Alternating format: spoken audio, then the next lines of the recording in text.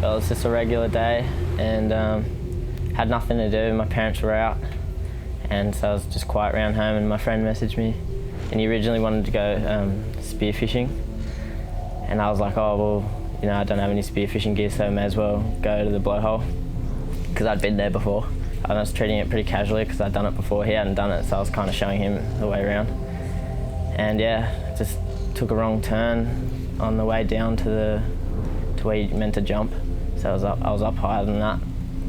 And then I started scaling down before him. He was in front of me, and I don't know, I just lost my footing. The rocks gave way, and then it was just kind of a blur. Like I was falling for a while, hit the cliff face a few times, and then I'd landed, and then I just remember looking up at my friend, and he was screaming, "Are you all right?" and stuff, and I just knew I'd broken a lot of stuff in my body. Emergency teams were called to a blowhole on Warriewood Beach late yesterday after the 16-year-old fell 10 metres. It took an ambulance helicopter about an hour to rescue the boy in a very delicate operation, and the teenage boy was taken to hospital with multiple fractures, but paramedics say it could have been much worse. I just got home and my phone rang. Prue called me, Blake's mum, and she just said, "Look, Blake's been in an accident," and I could hear the chopper in the background. She said he's fallen off a cliff. He alerted all the lifeguards and called 000, and then I was kind of drifting in and out. So before I knew it, everything was there. So yeah, it was pretty shocking at the time. I just couldn't believe it. And she couldn't talk for very long at the time, so she said she had to go because there's a lot of paramedics turning up. The helicopter was there, and a few of the reporters, and she wasn't too clear on what had actually happened. It was really confusing. I didn't know where I was. I didn't know what hospital. I thought I was at, I think, Mona Vale first. I was underestimating the kind of seriousness of it. And yeah, I had lots of tubes coming in and out of me. But I was so sedated, I didn't really think much of it at the time. Well, it was pretty devastating, really. I mean, it's kind of like every father's worst nightmare coming true. I mean, I wouldn't wish this upon anybody, really. It was kind of surreal. Like the whole thing was just rolling along. Like we got to the hospital when on the night that it happened. And they took us into a special room, like it was like a parents' room, and we were sitting in there for a couple of hours, and with Prue and Jason, and just waiting for news about what had happened to him. And then the head nurse came out and said, "Look, he's had some pretty extensive, serious injuries," and you know, we all reacted in our own particular way, but you know, we waited till about 3 o'clock in the morning to hear the news that you know, the surgery went well, but it was still touch and go for the next 48 hours, and he'd be in a coma for 3 days. And then they took us in to see him one by one, which was it's probably one of the hardest things anybody could ever do, really. I didn't know I was just coming out of a coma as well, so it was really confusing, but yeah, just wanted to see my parents, know what was happening. Well, they were kind of trying to keep it on mostly the down low, trying to hide the actual seriousness of the event.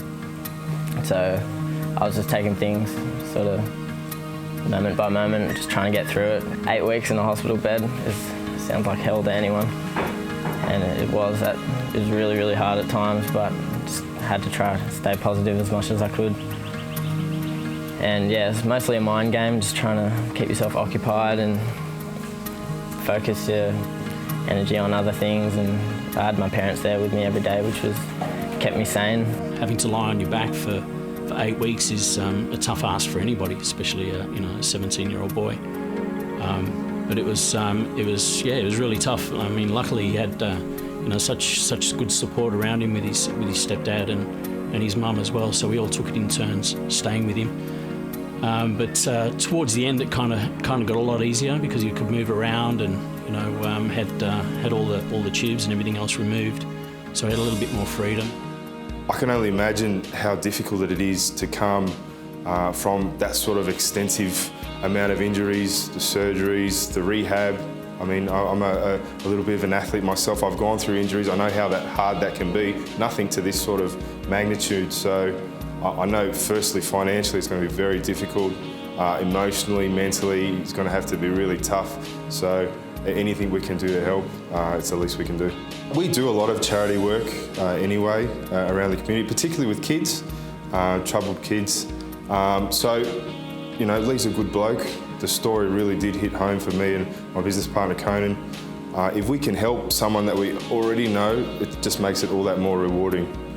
Well, originally I heard it in the news, and I heard a young kid had a terrible accident and fell off a cliff, and I remember thinking when I was 16 that would have been a life-changing moment, and then of course I found out it was Lee's son and there was a connection, and Lee's been a good supporter and a great guy for a lot of time. I've known him for nearly a decade, and when I found out it was Lee's child, Blake, we really wanted to be involved. And it's a small community with TBS, with Capital Finance and Telstra and the dealerships, and it was the right thing to do. The support and the calls and emails and like the constant questions of how's your son, and it really brings out the best in people. I've been really amazed at the generosity from the boys as well. Chris and Conan have just been absolutely fantastic in putting things together for Blake, and the gifts as well. It's very humbling. I'm blown away. I've never had that sort of attention from anyone, and to see that they've realised it and have really made a difference about this situation, it's just made it like all the better. A lot of my friends would never ever go there again. They're my close friends that have seen the results of what can actually happen. And you don't think about it until something like that's actually happened to someone you really know. And but yeah, whenever I see people there, it makes me feel sick to my stomach. It's like they don't know what they're putting on the line, like what could really happen.